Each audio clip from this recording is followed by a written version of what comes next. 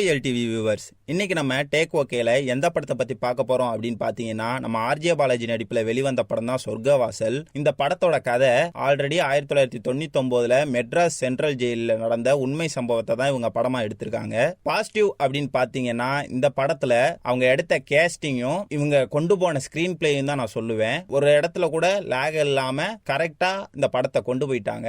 அந்த ஜெயிலுக்குள்ள இருக்க பல கேங்க காட்டும் போது இவங்களுக்கு ஒரு பேக் ஸ்டோரி போய் இன்னும் கொஞ்சம் இழுத்துருவாங்களோ அப்படின்னு நினைச்சேன். ஆனா அந்த அளவுக்கு இந்த படத்துல டக்கு டக்குன்னு முடிச்சது இது ஒரு பெரிய பிளஸ்ஸாவே இந்த படத்துக்கு அமைஞ்சிருக்கு. அது மட்டும் இல்லாம நம்ம ஆர்ஜே பாலாஜி நான் காமெடி ஜானர்ல மட்டும் படம் பண்ண மாட்டேன், இந்த மாதிரியும் படங்கள்லாம் பண்ணுவேன் அப்படின்றத ரன் பேபி ரன் படத்திலேயே காட்டியிருப்பாரு. ஆனா ரன் பேபி ரன்னுக்கும் சொர்க்கவாசலுக்கும் இவரோட நடிப்பு எப்படி இருந்துச்சு அப்படின்னு கேட்டீங்கன்னா, ரன் பேபி ரன்னை விட சொர்க்கவாசல்ல ஒரு படி மேலேயே ஆக்டிங் நல்லா பண்ணியிருக்காருன்னு நம்ம சொல்லி ஆகணும். ஏன்னா உண்மைக்கே ஒரு இன்னசென்ட் கேரக்டர் வந்து ஜெயிலுக்குள்ள போனா எப்படி இருக்கும் அப்படின்றத பெர்ஃபெக்ட்டா நடிச்சு கட்டியிருக்காரு. இந்த படத்தோட ஹீரோயினை பத்தி சொல்லணும் அப்படின்னா, அவங்களுக்கு பெரிய ஸ்கிரீன் ஸ்பேஸ் இந்த படத்துல இல்லைனாலும் அவங்களுக்கு கொடுத்த கரெக்டான ஸ்பேஸ அவங்க சூப்பராகவே நடிச்சிருக்காங்கன்னு நம்ம சொல்லி ஆகணும். இந்த படத்துல வர சில கேரக்டர்ஸை பத்தி பேசணும் அப்படின்னா, அவங்களுக்கு என்னென்ன ரோல் கொடுத்துருக்காங்களோ அதை பூராமே அவங்க பெர்ஃபெக்ட்டா பண்ணிருக்காங்கன்னே சொல்லலாம். இதெல்லாம் நட்டி நடராஜனும் அவரோட பெஸ்ட்டை கொடுத்துருக்காரு அப்படின்னே நம்ம சொல்லி ஆகணும். இந்த படத்தோட பெரிய நெகட்டிவா நான் என்ன பாக்குறேன் அப்படின்னா,